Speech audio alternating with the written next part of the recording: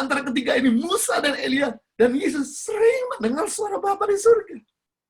Nah, bagaimana cara Yesus tetap terkonek dengan selevelnya? Yaitu dia belajar menyangkal dirinya demi kepentingan sesama. Sama, kalau kita mau tetap terjaga hubungan kita dengan sesama, karena sesama kita ini bisa melengkapi kita. Saya tahu orang di sebelah Anda punya kekurangan, tapi orang di sebelah Anda juga punya kelebihan yang bisa menutupi kekuranganmu. Saya tahu Anda punya banyak kelebihan, tapi kita juga punya kekurangan yang perlu di-cover orang lain. Nah, caranya untuk kita bisa melengkapi satu yang lain dengan teman kita selevel, yaitu kita berani menyangkal diri kita untuk kebaikan bersama. Nyangkal amarah kita untuk kepentingan bersama. Wah, ini dia yang luar biasa. Di mana kita belajar untuk memiliki power under control. Kuasa yang bisa dikendalikan. Atau yang saya sebut ini, rela lah di perlakuan tidak adil. Seperti Yesus, ketika dia dimaki-maki, diludahi, dihakimi, dipukul, dicambuk, dihina, dipaku, disalibkan, dipermalukan, ditantang. Dia tidak pernah balas kembali kepada mereka. Padahal Yesus sendiri punya power ketika dia berjumpa dengan pohon ara yang tidak berbuah. Dia berkata, mati. Saat itu juga pohon itu kering dan mati. Tapi ketika Yesus ditantang, hei kalau memang kau anak Allah, panggillah malaikat. Hei kalau memang kau raja orang Yahudi, turunlah dari atas kayu salib. Tapi yang saya belajar dari Yesus, Yesus tidak menantang balik. Melainkan Yesus berkata, ampuni mereka, karena mereka nggak tahu apa yang mereka perbuat. Inilah yang membuat Yesus bisa di mana tetap terjaga hubungan dengan sesamanya. Berarti hal yang sama, kalau kita mau terkonek dengan sesama kita dengan baik, yang kita perlu lakukan, belajarlah untuk jangan mengutamakan kehendak kita, tapi kita justru menomorduakan kehendak kita demi kepentingan bersama. Itu sebab Yesus mengajarkan kalau kau ditampar pipi kananmu, berikan pipi kirimu. Artinya begini, mari balas kejahatan dengan kebaikan. Kalau kita balas kejahatan-kejahatan, orang dunia juga bisa lakukan itu. Kalau kita balas kebaikan dengan kebaikan, orang tidak bertuhan juga bisa lakukan itu. Tapi di sini Yesus sudah mengajarkan, mari kita balas kepada orang yang tidak mampu membalas kebaikan kepada kita. Ketika kita mampu untuk membalas kebaikan terhadap mereka yang jahat sama kita, ini dia. Hubungan yang retak, pulih. Hubungan yang dingin, hangat. Hubungan yang kaku, luas. Amazing. Kenapa sih pernikahan seringkali terjadi pertengkaran dan berakhir pada perceraian? Karena satu sama lain tidak mau menyangkal dirinya. Selalu mempertahankan egonya. Gak mau untuk merendahkan diri, meminta maaf. Gak mau merendahkan diri untuk merangkul. Gak mau merendahkan diri untuk memadamkan amarah. Kita belajar di sini. Yesus, dia punya hubungan yang sehat karena dia selalu terkonek dengan yang lain.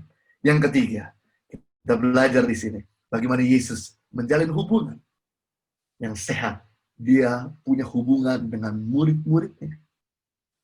Hubungan yang ada di bawah. Tadi dia punya hubungan yang ada di atas, yaitu Bapa di surga. Kita juga harus punya hubungan dengan di atas, yaitu Bapa di surga.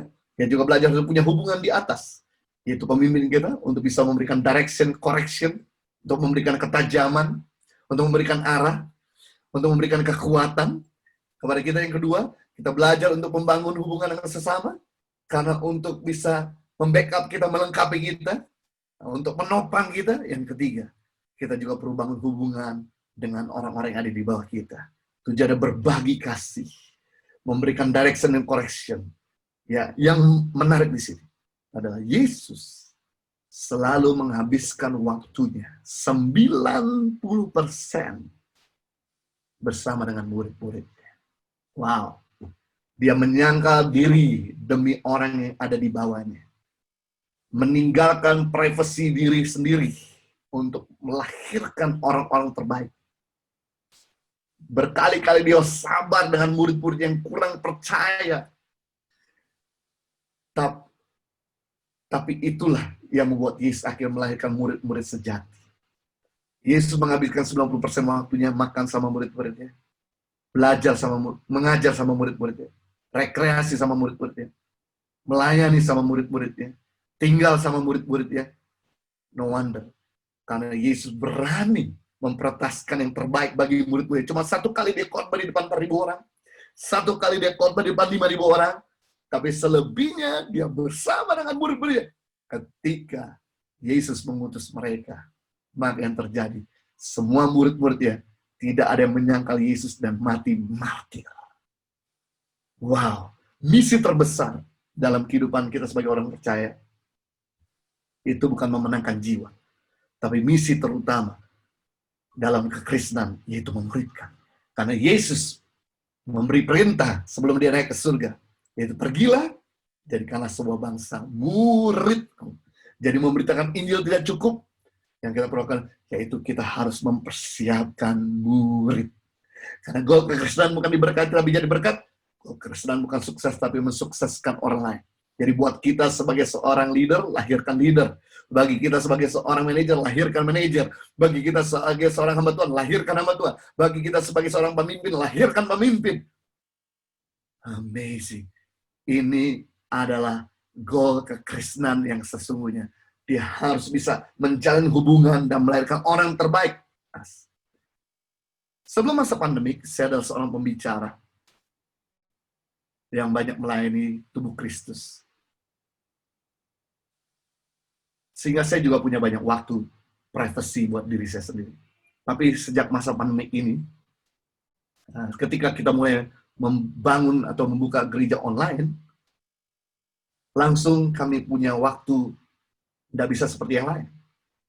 Kami mulai mengurangkan jadwal pelayanan di luar, dan kami mulai membatasi untuk pelayanan-pelayanan yang ada di luar.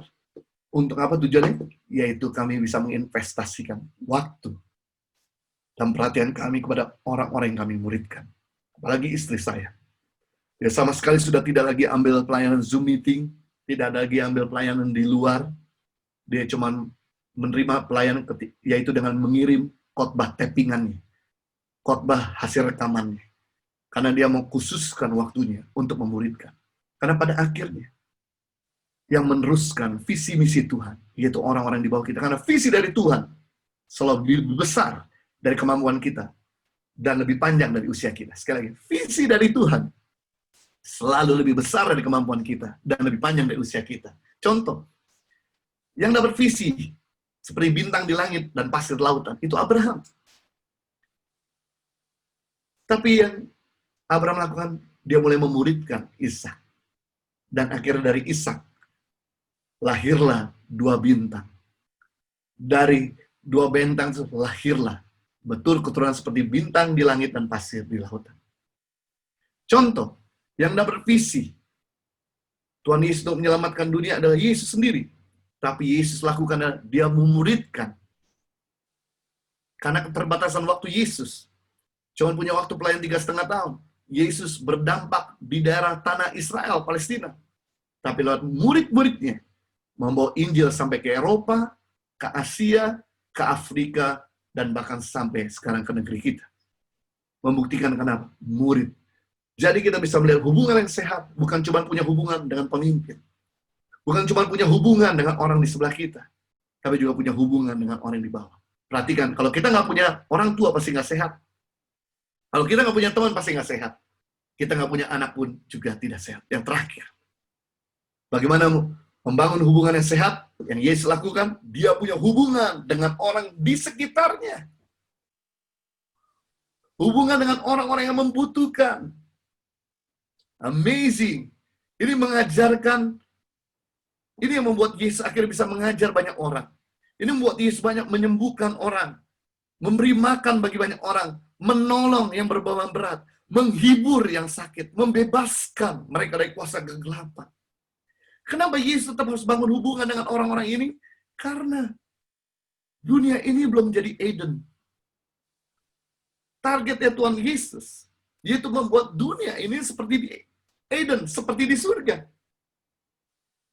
Dalam Matius 6 ayat 10, dalam doa Bapa kami, Yesus mengajarkan, datanglah kerajaanmu, jadilah kehendakmu di bumi seperti di surga. Kehendak Tuhan mengadakan surga bagi kota kita, bagi keluarga kita, bagi tempat pekerjaan kita, bagi bangsa kita. Nah, yang Yesus lakukan waktu dia ada di bumi, dia tolong orang-orang susah. Dia tolong orang-orang sakit. Dia tolong orang-orang lapar. Dia tolong orang-orang gila. Dia tolong orang-orang kerasukan. Dia ajarkan orang-orang yang kurang berpendidikan. Sampai akhirnya mereka jadi orang-orang yang hidup dalam kerajaan Allah. Matius Galatia pasal 6 ayat 10. Karena itu selama masih ada kesempatan bagi kita, mari kita berbuat baik kepada semua orang, tetapi terutama pada kawan-kawan kita seiman. Rasul sedang memberitahu selama masih ada kesempatan, berarti suatu hari nanti kita nggak punya kesempatan lagi berbuat baik. Kapan kita nggak punya kesempatan? Waktu kita di surga. Waktu kita di surga, kita udah nggak bisa lagi cari orang sakit, cari orang menderita, cari orang menangis, semua di surga happy. Kenapa sih Tuhan sampai kirim kita di bumi? Kenapa nggak dari dulu Tuhan tempatkan kita di surga? Karena Tuhan mau lewat kita membangun hubungan dengan orang-orang susah ini nggak lagi susah. Orang-orang yang sakit ini nggak lagi sakit. Yang kita perlukan mulai berbagi kasih. Apa itu kasih? Memberi yang terbaik untuk orang lain menjadi lebih baik. Untuk memberi yang terbaik, kita mesti harus jadi yang terbaik. Untuk memberi yang terbaik, kita bisa memberi dengan apa yang ada pada kita. Yang menjadi pertanyaan, apakah kita sudah memberi yang terbaik atau belum? Gampang dengan melihat apakah kehadiran kita di tempat pekerjaan membuat tempat pekerjaan lebih maju atau sebaliknya. Yang menjadi pertanyaan, apakah kita sudah memberi yang terbaik, sudah bangun hubungan dengan keluarga kita, sudah memberikan kasih kepada keluarga kita atau belum? Gampang dengan melihat apakah kehadiran kita di keluarga membuat keluarga lebih harmonis atau sebaliknya. Yang menjadi pertanyaan, dari mana saya tahu apakah saya mau kasih bagi kota dan bangsa saya atau belum? Gampang dengan melihat apakah kehadiran kita di kota dan bangsa ini sudah mau kesejahteraan atau belum. Kalau kehadiran kita tidak memberikan adding value, membuat keluarga kita dewasa, mengenal Tuhan, bertumbuh, membuat teman-teman di satu tempat pekerjaan juga punya kehidupan yang jauh lebih baik, membuat kota dan bangsa kita lebih sejahtera, berarti kita sudah mau kasih. Sebab di mana kasih, pasti ada transformasi. Nah, ketika kita bisa punya hubungan dengan orang yang ada di atas, dengan orang yang satu level, dengan orang yang ada di bawah, dengan orang di sekitar kita, maka hidup kita bukan cuma jadi berkat dari senyuman kita, tapi hidup kita betul-betul jadi berkat dan membawa perubahan bagi banyak orang. Dengan demikian, maka yang terjadi adalah kehidupan kekristenan kita akan sehat, berkualitas, produktif, efektif, dan maksimal. Tuhan Yesus memberkati.